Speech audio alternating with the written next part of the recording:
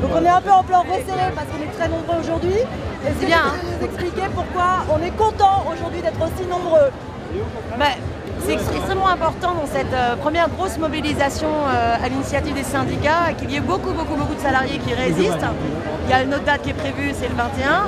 Et nous, la France Insoumise, on a posé une autre date dans le calendrier qui est le 23, qui tombe un samedi, où de façon complémentaire, quand les organisations de salariés mobilisent les salariés pendant la semaine, nous on assume notre rôle politique et de mobiliser l'ensemble de la société parce que cette politique est menée par Macron, c'est un véritable coup d'état social parce qu'il n'avait pas prévenu les électrices et les électeurs qu'il allait, sur le truchement de ces ordonnances sur le Code du travail, permettre concrètement à ce que les entreprises puissent renégocier à la baisse de 20% les salaires, par exemple, ou bien permettre aux 700 branches de pouvoir casser l'encadrement des CDD et pouvoir généraliser, notamment encourager le développement des CDD de projets. Donc toute cette précarité, ce dumping social qui va être organisé et qui va revenir sur un siècle de droit social et qui va du coup changer complètement notre ordre social en France, en mettant en place l'inversion de la hiérarchie des normes et la fin du principe de faveur qui fait que aujourd'hui tu ne pouvais pas avoir d'accord de branche si ce n'était pas plus favorable aux salariés que la loi. Tu n'avais pas d'accord d'entreprise si ce n'était pas plus favorable aux salariés que la branche. Eh bien tout ça, il faut mettre un coup d'arrêt à cette politique-là. Puis il n'y a pas que ça. Regardez, il y a un plan social sans précédent avec la suppression des contrats aidés.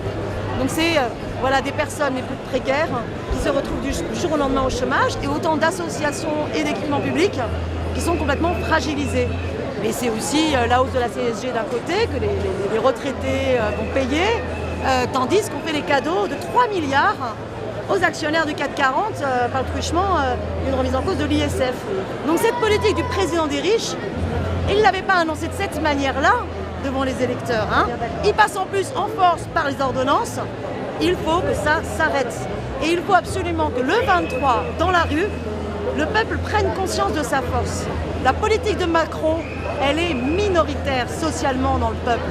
Nous sommes majoritaires, nous, c'est-à-dire toutes celles et ceux qui souhaitent vraiment qu'une loi protège, qu'on redistribue les richesses, qu'on fasse par exemple un encadrement des salaires de 1 à 20. Nous, on n'est pas contre les réformes, on est contre leur contre-réforme néolibérale qui répondent aux injonctions de Bruxelles. Voilà, on n'en veut pas parce qu'on sait que ça nous amène tous dans un mur et c'est la précarisation généralisée, c'est l'ubérisation accélérée de la société. Donc là, en fait, par rapport à ce qu'on entend nous, quand on traque, quand on rencontre les gens, etc., on a beaucoup de retours de toute façon, ça ne sert à rien, c'est déjà passé, c'est déjà fait. Alors, qu'est-ce qu'on peut leur répondre? Vous pouvez leur donner un argument très concret.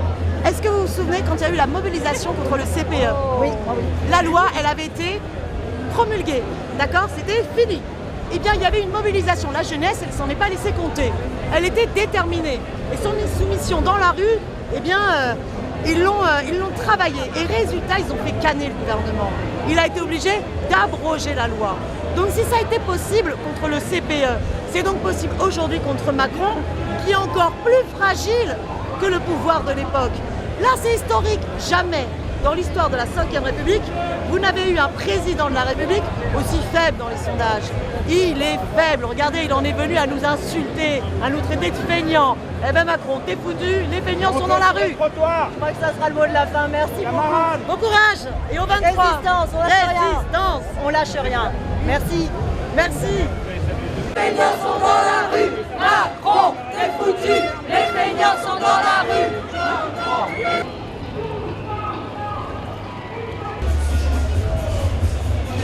Cheminots en colère! Cheminots en colère! 3, 2, 1, partez! Partez! Tous ensemble, tous ensemble! Tous ensemble, tous ensemble!